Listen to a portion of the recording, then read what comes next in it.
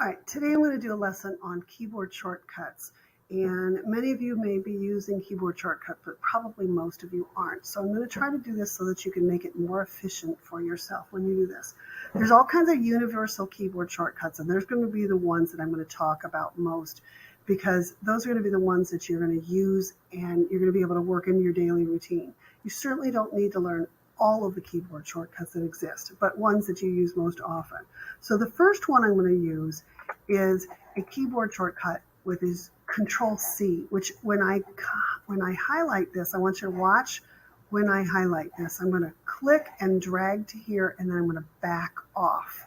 And when I do, if I click on the All Characters key, you'll see that I unhighlighted that paragraph mark because I do not want to copy that. So I'm going to turn that back off again. I'm going to go Control C. Control C is copy, and I'm going to go Control V to paste. It pastes right over top of itself. And I can go Control V, Control V, Control V, V, V, V, V, V, or I can even hold it down and I can copy quite a bit of stuff all at one time. Now, sometimes people like to use Control P and they think P for paste, but Control P is actually a keyboard shortcut for print. So you can get to the print dialog box. So because it's used already, we go Control C to copy, Control V right next to it to paste. And then if you decide you don't want something, you can always go Control X and get rid of things. So if you have something highlighted and you want to get rid of it, you can go Control X, and that's cut. So you have cut, copy, and paste all next to each other. So Control X. And then if you say, oh no, I didn't mean to do that, you can say Control Z. Control Z is undo. And undo is a good one because you can say, oh no, what have I done? And you can say, oh, what have I done? Control Z will undo what you've done so you can undo your mistake. Okay? So I've got cut, copy, and paste, and then Control Z for undo. Control P, we already said, is print. Control O, you can open an already existing document, so that's a handy one to use. Control Q is quit. Now, it doesn't work on Microsoft Word, but it works for so many other applications that it's certainly worth using. So if Q is quit, Control W is similar, is do you want to close? So quit is Q and close is W. Now, Control W only works in some applications, but it does work in Microsoft Word, and it's worth it. So again, I don't want to take my hands off the mouse, so what can I do here? Well, already you can see that save is the default dialog, the default choice because it's got that heavy outline around that. We talked about that being the default choice. I could just click enter and save, but I don't want to save. So have you ever noticed that the letter S and the letter N is underlined? Anytime you see an underlined word, all you have to do is say no.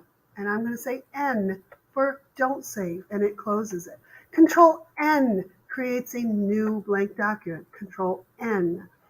Okay? I'm going to paste what I had before. I'm going to go up here and I'm going to say Control A is select all. Now I have it all selected. If I go Control S, I can save an already existing document. We're saving a document that I'm working on right now. Control S is save. So if I'm working on it and I make some more changes and I go like this, I can just go Control S and it will go to save it again. I don't need to save this document, so I'm not going to do that. All right. There are some other ones that come in handy a lot. Let's say I copy all of this and I've got a whole bunch, and on one of these pages that I have here, I'm going to say skipped. No, let's skipped over the lazy dog. So then I don't know where I did that, so I'm going to go up to the top. If I go Control F and I find SKIP, you can see there I have found that word on whatever page it happened to be, so you can find it quickly. That also works really well in Microsoft. On a web browser. If I decide what do whales eat, I can click on this. I know you guys don't like to read, and so I can look here and go scroll down and scroll down and scroll down and try to find out what you eat. Most of you guys leave at this point, but if I go Control F and I look for eat, You can see that there are 15 of these occurrences on the page, and I can find out what do whales eat. But if I want to narrow it down even more, because it also might find the word wheat, W-H-E-A-T. So let's put space. So I have space, E-A-T, space.